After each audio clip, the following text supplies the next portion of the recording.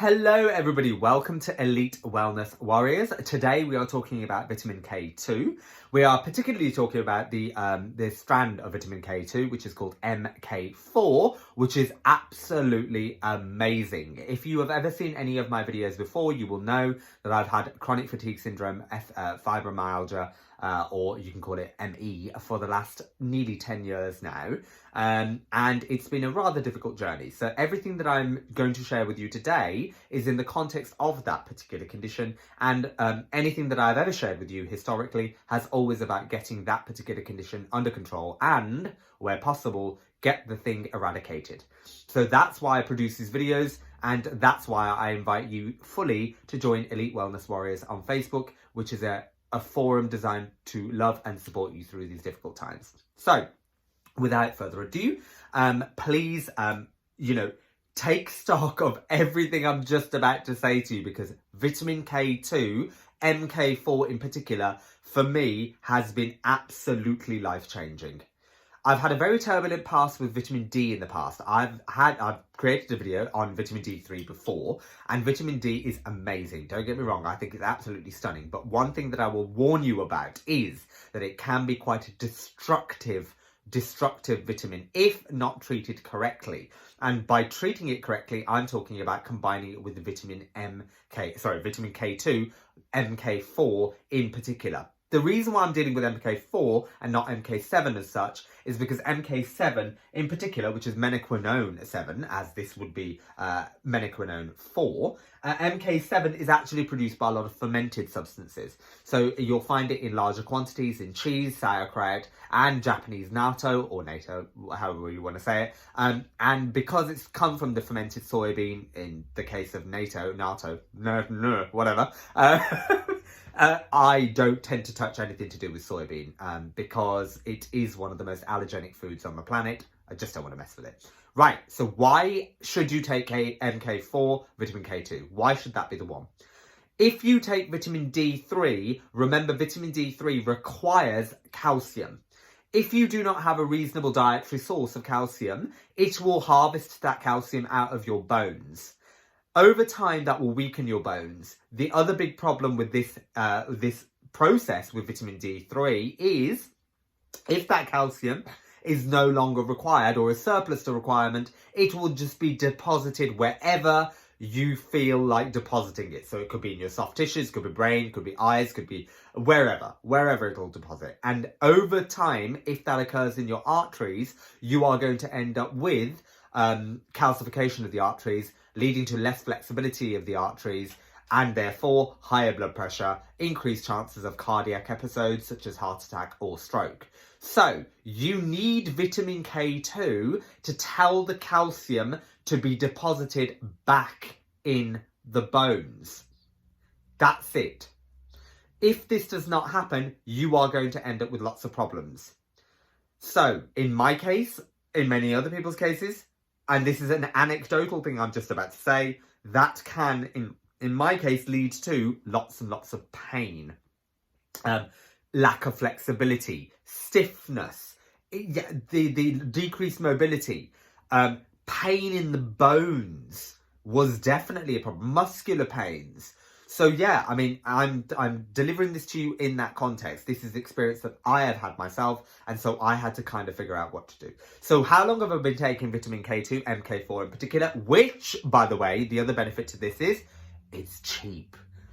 £6.99 is the one I got from Amazon, which has done the trick. Mentally, I feel better. Physically, I feel better. When I say better, I am in a flow state most of the time. My peripheral neuropathy has reduced incredibly to the point where I can say some days I don't even notice it. My energy levels have gone up. My muscular flexibility has improved, so I am able to do better and more sustained poses in yoga, for example.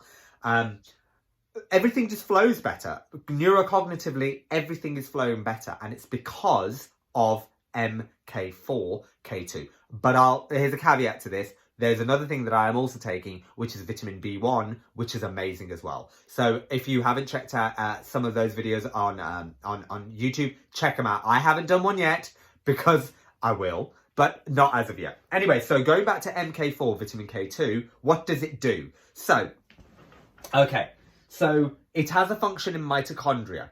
So it is responsible. Mitochondria basically work by improving the amount of energy that you have in the system by the breakdown of something called ATP to ADP. To do that, there's something called the electron transport chain, where the electrons cascade through this transport chain to eventually lead to the production of ATP, which can then go on to be broken down to release the energy as part of aerobic respiration. So this vitamin K helps with that. It is also incredible for muscle contraction, and it builds up myelin sheath. So if you have peripheral neuropathy, it enables your nerves to grow a new myelin sheath around that particular area. And why is that significant? Why is that important? Because, of course, it can help with neurodegenerative diseases such as Parkinson's disease, which has been evidenced by research. So it's incredible because it's found in the brain. MK4 is found in the brain, the pancreas, loads of different areas of the body, whereas MK7 is not. So that's an important distinction to make between MK7 and MK4. MK7 is also very bioavailable and goes into the bloodstream better, but you do not find MK4 so much in the bloodstream. Now, the way that I will conclude that is that means that it must be being taken into the essential organs and tissues where it is utilized perhaps more effectively than MK7. That's not something that I'm going to go into deeply, but that is one thing that I've researched and seen, but it's not fully concluded whether that is the case. Okay, it activates proteins involved in your brain. So, for example, it activates the VKDP protein. It also is found in the placenta. It's found in human breast milk. It lowers fracture risk. MK7 does not do that. MK4 does. Why does it do that? Because it strengthens your bones. It strengthens your bones. Getting a little bit into the science, remember, when you take vitamin D3, it releases something called osteocalcin. Osteocalcin needs activation. It is a bone builder, and if you do not activate it, it is not as effective as it needs to be. Otherwise, it's not effective. Vitamin K2 is the activator to that, which will then, as I said, it will use that and deposit the calcium back in your bones.